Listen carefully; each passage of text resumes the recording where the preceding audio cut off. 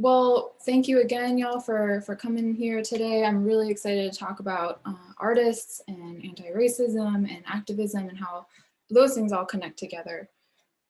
So again, my name is Elena Dahl, and I'm an assistant professor of art here at Wittenberg University. And over break, I started reading a book called Burnout, which is it's a great book by authors Amelia and Emily Nagoski. And I would listen to it as I was working in the studio, and just kind of write down quotes as they stuck out. So one of the quotes that really stuck out to me as I was working on my own art was the chasm between reality and hope creates change. Right. So I think that's a really just beautiful thought. The chasm between reality and hope creates change. Right? And maybe another way of putting it is that artists can actually create change within that chasm. Right. So that's what I sort of want to talk about today for y'all. So, oftentimes like artists, we get a bad rap. Artists get a bad rap for being kind of like, dreamers. We have our heads in the clouds, we're irrational, etc. And, while that might be kind of true sometimes, we can be just as firmly grounded in the stark reality of our historical moment. Really committed to revealing it and challenging it in all its messiness, as we kind of hope it into changing for the better, right? And so the other thing I want to mention too is just that this particular talk is going to be is focused a little bit around questions of like national identity and Americanness. And I think, that was sort of an accident that I realized after I was done creating the lecture, but I think partly that was informed by this whole talk, this whole presentation was made, during the last couple weeks, which has been a really tumultuous time in our country. And so I think that's kind of why you're going to see the artists that you're going to see. So what do these three words mean that I'm talking about today? I'm really a person who advocates for multiple definitions of words, but kind of want to unpack some of them. So anti-racist, what does that mean? What does that word mean? Ibram X. Kendi is the author of a book called How to Be an Anti-Racist. And in his book, he basically argues that there's no such thing as being a quote unquote not racist, right? There is only anti-racism and racism, right? So simply claiming to just be not racist, he argues that that's actually like a form of denial that is at the very quote heartbeat of racism. And for Kendi, anti-racism means supporting and instituting policies and ideas that actually level out racial disparities of socioeconomic outcome. While racism consists of any policy or idea that results in racial inequity, and racism also, importantly, consists of support, whether active or passive, of such policies and ideas. So just a couple kind of breaking down it here even further. A racist, right? Someone who is supporting a racist policy through their actions or inaction, right? Or expressing a racist idea. So I think that inaction point is also interesting and important to think about too. We think about inaction as actually a form of action in that case. Whereas an anti-racist is one who is supporting an anti-racist policy through their actions or expressing an anti-racist idea. Right? Activism, definition of activism. One way I want to define activism is through an activist named Grace Lee Boggs. She's an American author, social activist, philosopher, feminist, has done a lot of really important work in Detroit, connecting the environmental movement with the fight for racial justice, the fight for women's movements, etc. And I love this quote from her. I'm not going to go out and just explicitly define activism, but I think that this does a pretty good job of getting at the sentiment that I am aiming for here. So she writes, "You cannot change any society unless you take responsibility for it, unless you see yourself as belonging to it and responsible for changing it," right? So I think that's a really important one because it actually implicates us, you, me, in this question of what does it mean to be an activist? What does it mean to belong to a society, and then to change that, right? To be held responsible to society.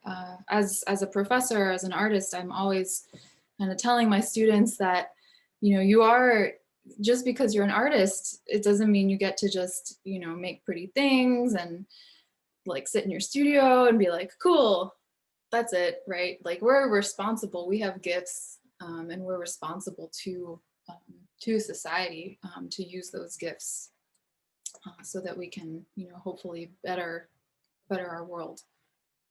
And then the age-old question, what is art?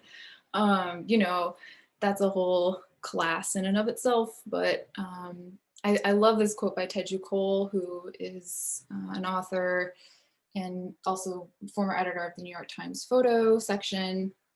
He's also a photographer. He's kind of a lot of things, but he writes, "The real trouble is rarely about whether something counts as art." So like if the question comes up, the answer is almost always yes, but whether the art in question is startling, moving, or productively discomfiting. So I wanted to begin by just featuring this project by a group called In Plain Sight. And In Plain Sight is a coalition of 80 artists that united to create an artwork dedicated to the abolition of immigrant detention and the United States culture of incarceration. So over the 4th of July in 2020, 4th of July weekend, which is a holiday that America takes to celebrate its independence from Britain. Over that day of national pride, In Plain Sight, and I'm quoting now from just their description of this project.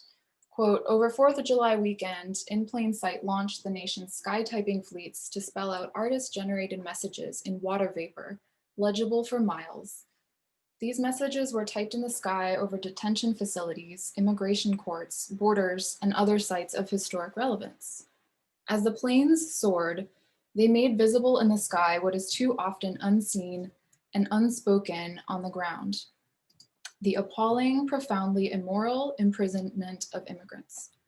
In partnership with over 30 organizations, In Plain Sight uses art and engagement to break through this wall of secrecy, exposing to public scrutiny the sites of detention centers, paid for with your dollars and operated in your name.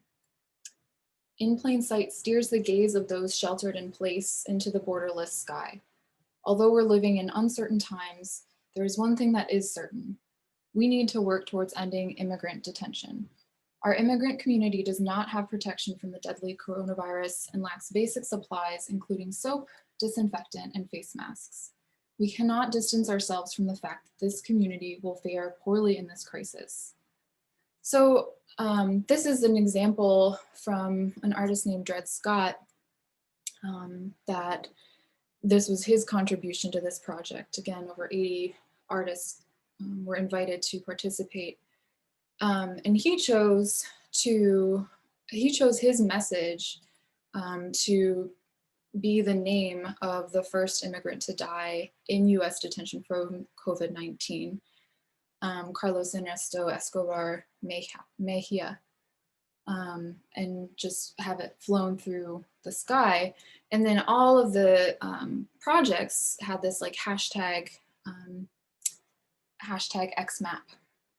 And so people could see it, right, and look up in the sky and wonder what was going on, and search that hashtag. And then on Instagram, or Twitter, they could see, oh, this is what's happening, right? So I encourage you, if you want to kind of write that hashtag down or look at it. If we do have time, actually, you know what, I'll do it right now. I'll drop this in the chat. Let's keep out of here. I want to show y'all just what that website is.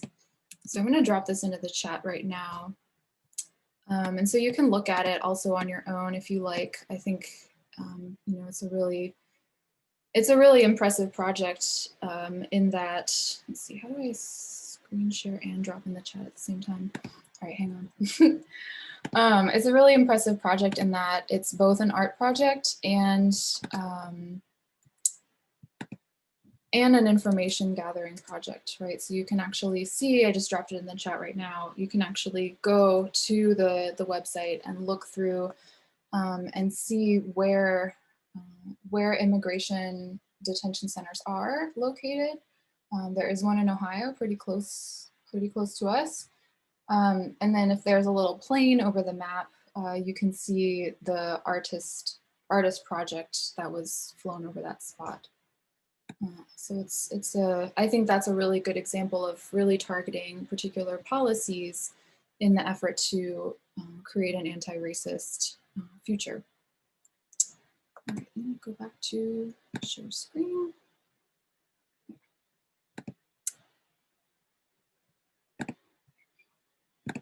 Okay. Let's play this.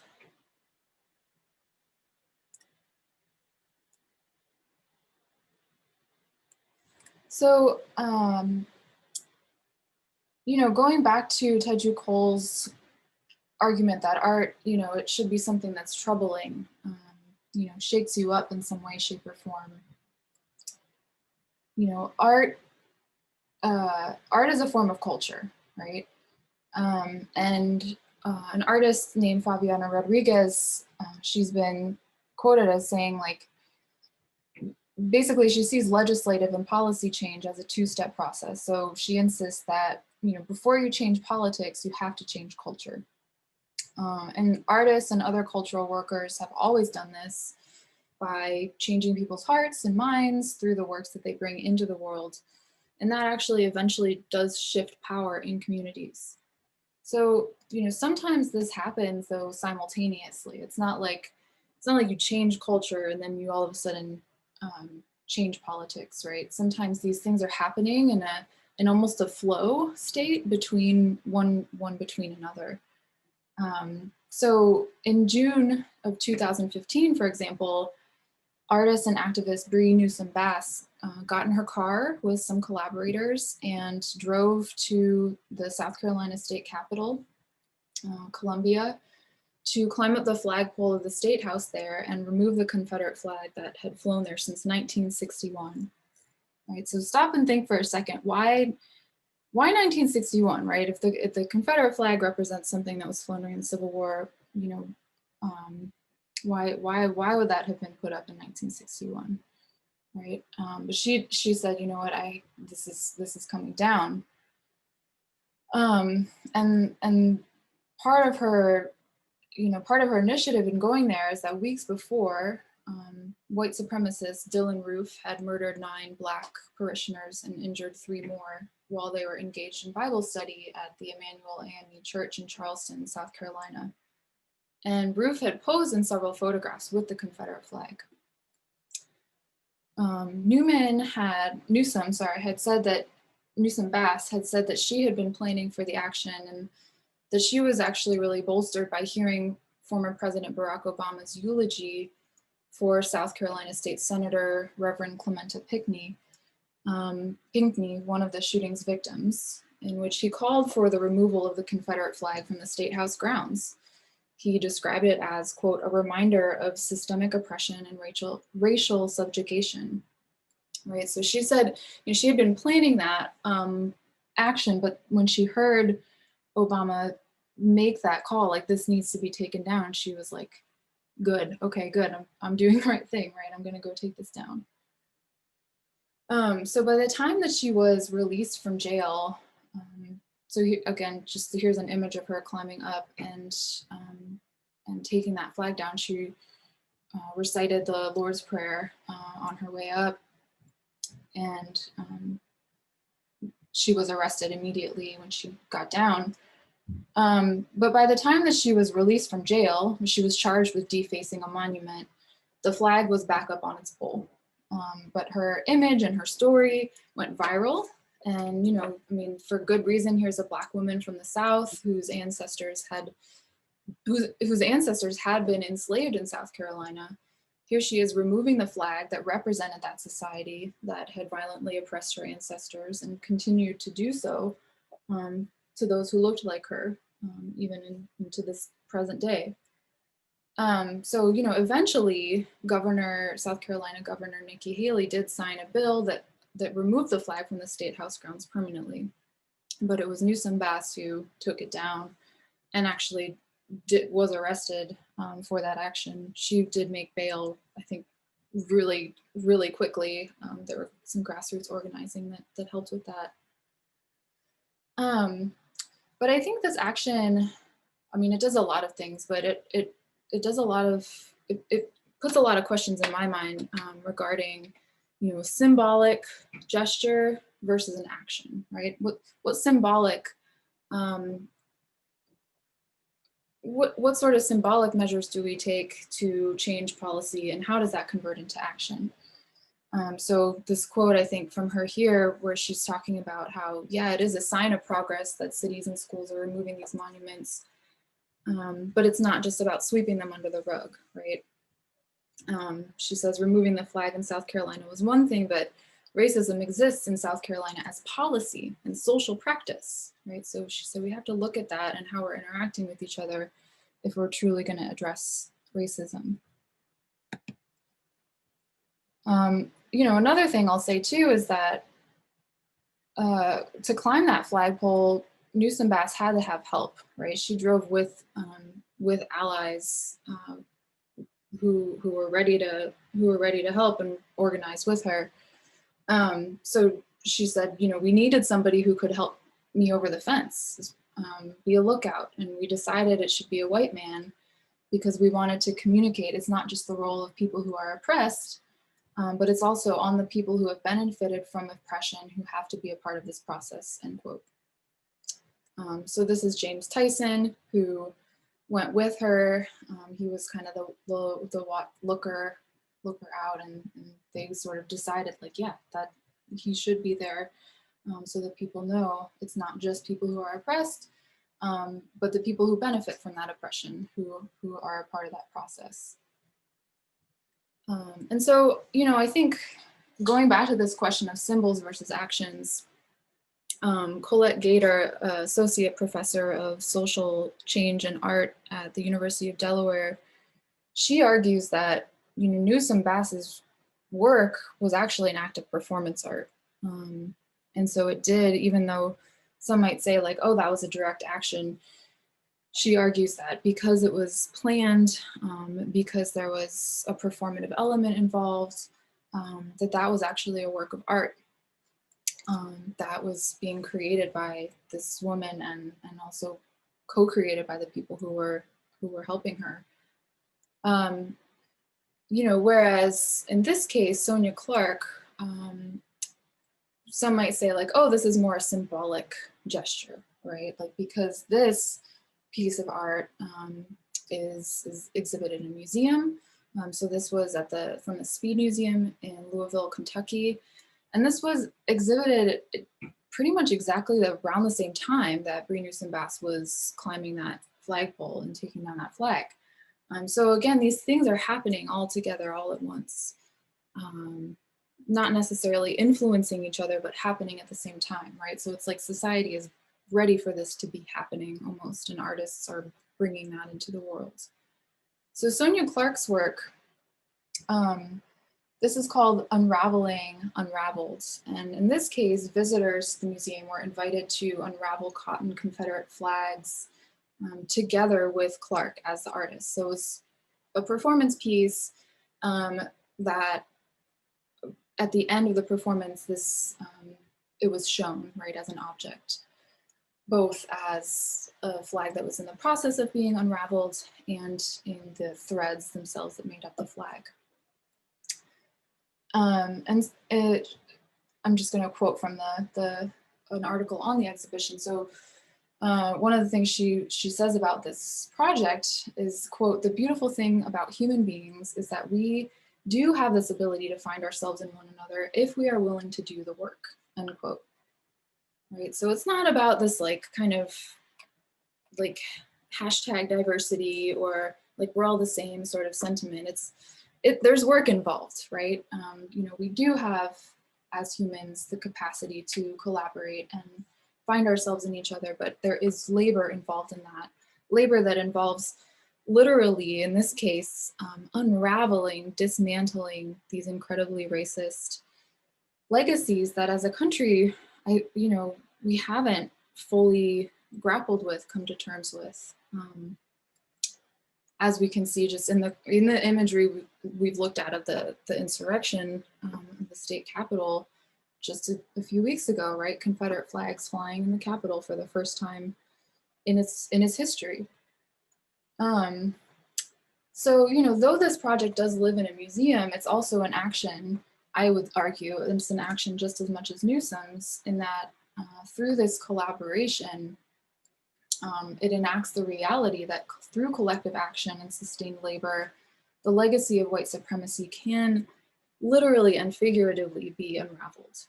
Right? And I think that's important to make that leap from the literal to the figurative and back again. So again, thinking about, okay, all of this is happening, right, at the same time. Really in this slide, I could have had so many more images, but just imagine them in your head of you know, all the fall of dozens and dozens of statues to the Confederacy, and in this case, monuments of Christopher Columbus in Columbus, Ohio, where I live, who, you know, is really the original grandfather of racism on this continent, in that he initiated both the Atlantic slave trade and the genocide of Native Americans, right? And who we still celebrate with Columbus Day. But this is a man who encouraged the sex trafficking of indigenous girls by his settlers. And so you notice too here, right before that statue was removed, somebody had written the word rapist underneath it, right? Like labeling it literally right underneath the placard describing him and describing the sculpture. Someone had gone in and revised that, right? Revised that label. And this is just a little screenshot just from ABC News, but notice the headline is "Vandals Strike Christopher Columbus Statue Outside City Hall." It was vandalized, right? So thinking about vandals, right? When you think of the word vandal, it's not someone good. But in this case, the vandal is actually putting the label that, you know, is ascribed this person, and is partly the reason for its removal in the first place, right? So again, although this person who wrote that word is anonymous, you know, they made that active public performance as well. Let's see. All right. So, you know, moving to something that has happened also pretty recently, and kind of moving back to this book that I've been listening to as I've been making some art. In Burnout, Emily and Amelia Nagoski argue that rage as an emotion is, and I might be getting this wrong because I listened to it on audio, but I think this is what they said because I wrote it down this way. But rage, they argue, is a form of loneliness, and that through connection with others who feel similarly, rage can turn into positive change. And so this is definitely exemplified by a group called Antisewing Squad that I'm going to talk about here in a second. But in March of 2020, performance artist and comedian Christina Wong had her tour canceled. So she's a performance artist and comedian. On the left-hand side here, you can see one of her shows called Wong Flew Over the Cuckoo's Nest, which was a comedy about particularly Asian American women and depression and suicide that in the Asian American community. And she kind of used comedy to unearth some of the issues at stake in that. She had leftover fabric scraps from the props that she had shown, or from the props that she had sewn for her show, Christina Wong for Public Office, which you can see an image of on the right-hand side, where she actually did run for public office and did win local office in her community in LA, but she also made performance art about it. But the tour was canceled. She had leftover fabric scraps. So she posted on Facebook asking if anyone needed a mask who was immunocompromised and like who couldn't afford one. And she was actually like, the demand for masks was huge. So she started a group called Antisewing Squad. And initially, this is an image that she made, or I had made of her as the boss lady of this sweatshop of aunties who sewed masks. So, 26 people signed up, but the demand grew. And eventually now the group has grown to about, I think, 800 members now. So she decided to call her sewing group the Antisewing Squad. A friend apparently had told her that, like, hey, there are squads of antis being deployed right now. And I'm going to quote her now. So, quote, in Asian communities, anti is a term of endearment and trust. An anti is someone who helps you feel loved and cared for, end quote.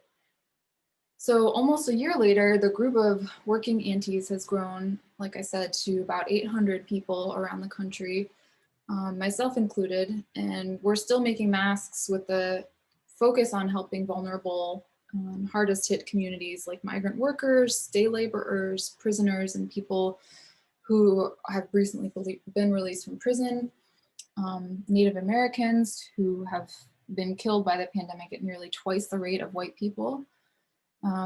And it's been well documented that Black and Brown folks have been incredibly disproportionately affected by this pandemic due to, issues of medical justice, in access to some medical treatment, and a variety of other reasons that relate to systemic racism. So we often post about our rage, mostly rage that is directed at the US government, which up until I think literally yesterday has shown no care for the communities that are hardest hit by COVID in terms of making personal protective equipment available to citizens. So on the left-hand side here, this is actually a letter that was scrapped that the post office had written up. Apparently it was ready to go, where the US Postal Service was going to deliver face coverings to every American household and deliver 650 million face coverings. But that letter never got sent, and I don't know what happened, but I think we can guess, but that never happened, right? I think one of the things that really strikes me about this particular letter, this was released by a watchdog group called American Oversight. One of the things that strikes me about this draft is whoever was editing it, right? So the original letter said, today, let's see. These goods will be a lifeline for millions of people as this tragedy has unfolded, right? The word tragedy is crossed out and the word pandemic is replaced. So clearly, like, you know, this is a tragedy, and it's a tragedy for especially for communities that have been historically marginalized by white supremacist structures. Right? So here's just an example of like how the Facebook page kind of looks. These are all the requests, just actually not all, but this is a very small amount of the requests for finished masks. One of the things too I want to highlight in this group is that you know, oftentimes you might think of like knitting groups or sewing groups as this very like apolitical organization that just is all about like making pretty things and all of that. And like, make no mistake, like our masks are beautiful, but like we're also looking at the politics behind where is the government response in this, right? One of the huge things that Christina has emphasized over and over again in interviews about this is that this should not be romanticized, right? Like these actions shouldn't be romanticized. The government should have been doing all of this. And, you know, this is an organization that, like, we don't want to exist, basically. It's working towards its own obsolescence in the sense that, you know, hopefully at some point, you know, we'll have masks available to people who are dying, are sick, so that they can protect themselves. But until then, this is happening, right? So, I mean, I just wanted to highlight, I know it's hard to read, but you can screenshot this if you want and like look at them. Just the language of all of these calls, it's just really beautiful. And also, you know, here's a call in the middle here for San Quentin, a mass call for San Quentin prison, which is linked to a news article about how awful, how deadly the coronavirus was at San Quentin State Prison in California. So, you know, it's not just about like making these things. It's a political act that is engaged heavily with like, well, why is it that prisoners at San Quentin are dying at much more, you know, disproportionate rates than people in the White House, for example, right? This is a map. Yes, the acronym is ASS, which is awesome. Christina made that very intentional. Got to have a little bit of humor in your activism. And this is just a little map that one of the aunties made of where everybody is in the United States.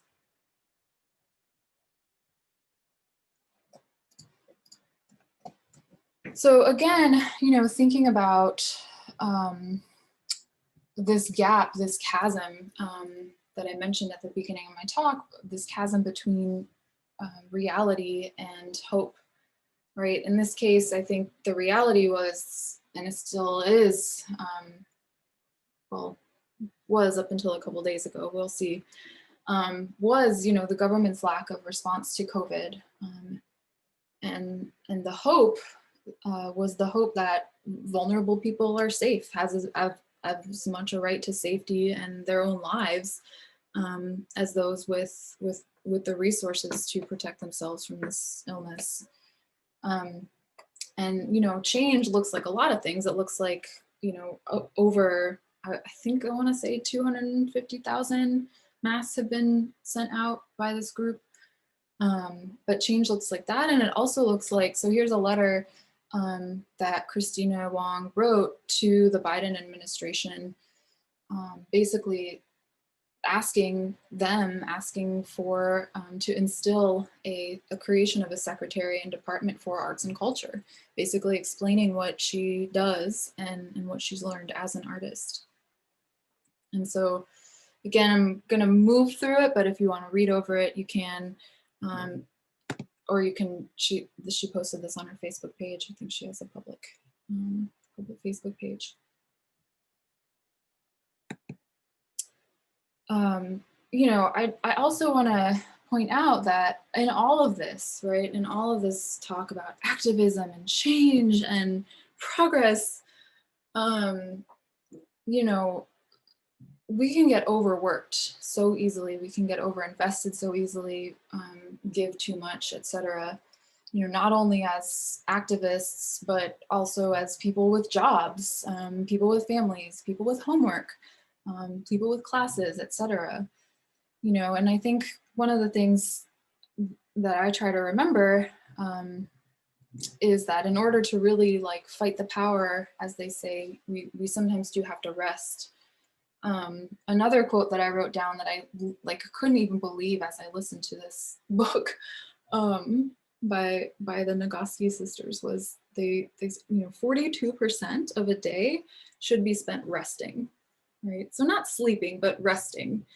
42% of a day should be spent resting, right? And one of the things I also noticed about in this group was that people would post like this post did really break my heart. This person had to reach out and just say like, I haven't been sewing for a few weeks, you know, because she has cancer, neuroendocrine cancer.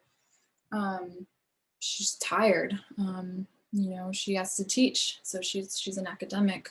She has to teach, and pays the bills and the health insurance, right? So she says, Auntie on without me for a bit. I'm there in spirit. Will there be there on the front lines with you again soon? So, and there are all these comments of being like, yes, oh my God, rest, you know. In this case, I think it's important to remember that activism can also look like self-care and rest, especially for people who are working, doing that tireless work. And this I wanted to highlight too. This is an organization group created by Trisha Hersey called the Nap Ministry.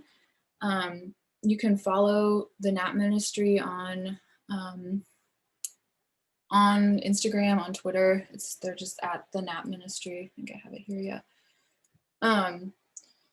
And she posts all kinds of quotes and content that actually argue for, you know, the creation of space for women of color specifically, and even more specifically Black women, to rest, right? I mean, in this, you know, in our case in America, reality is a capitalistic existence where oftentimes overwork is rewarded, right? And sometimes that overwork is necessary for survival, especially for those who have been marginalized historically.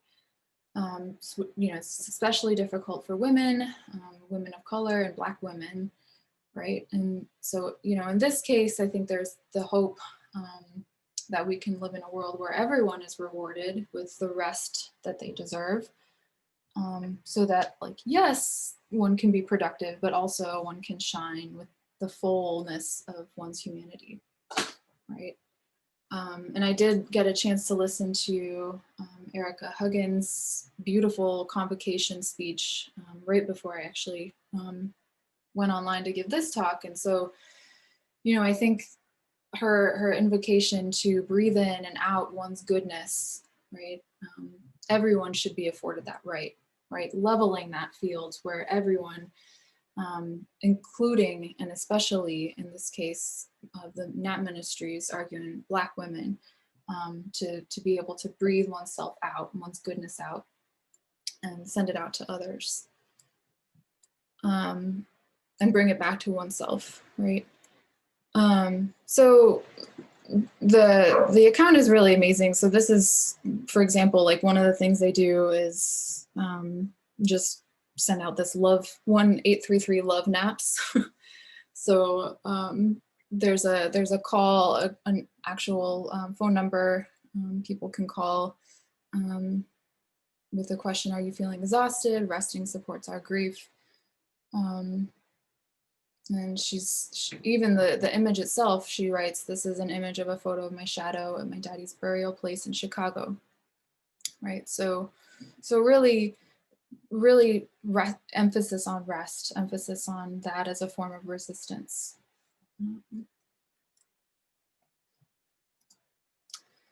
And I just want to end here with this image that I think speaks for itself, honestly, culminates in things that I've been trying to say, trying to express. This is a photograph of Breonna Taylor projected onto the statue of Robert E. Lee on Monument Avenue in Richmond, Virginia in July of 2020.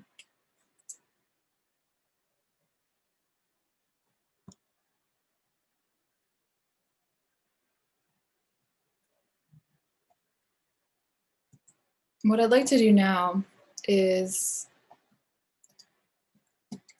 also meditate on a few quotes that I think we'll have some time to work on together, but I also want to have some time for questions. But two things: a revolution that is based in the people exercising their creativity in the midst of devastation is one of the greatest historical contributions to humankind.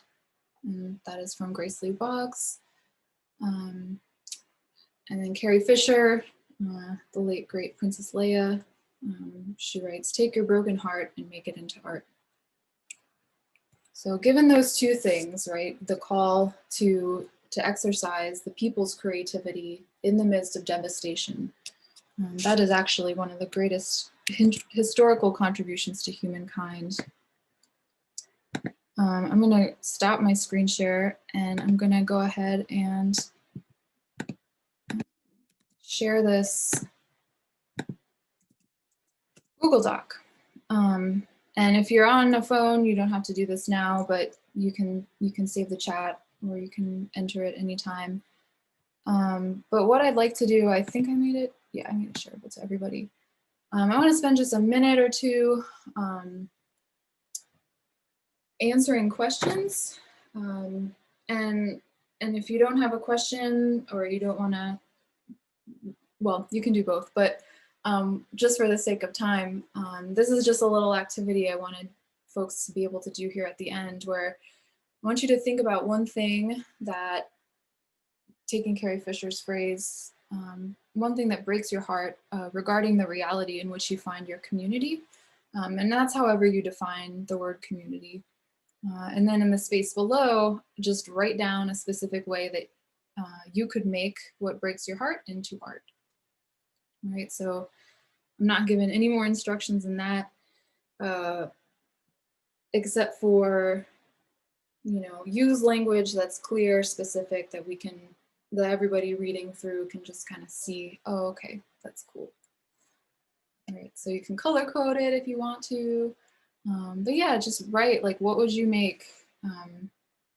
What breaks your heart? And well, you don't have to write what breaks your heart, but you can if you want to. But what would be an artwork that that would make your broken heart into art? All right. And these are such beautiful ideas. A mural about what women have to go through to protect themselves. All the words people have been called on a tree with leaves as fingerprints to show that growth can come from the pain and suffering people have had to go through. That's gorgeous. I love the tree metaphor. Yeah, it's collecting the scraps of ripped up or torn LGBT flags from those who've had their property destroyed.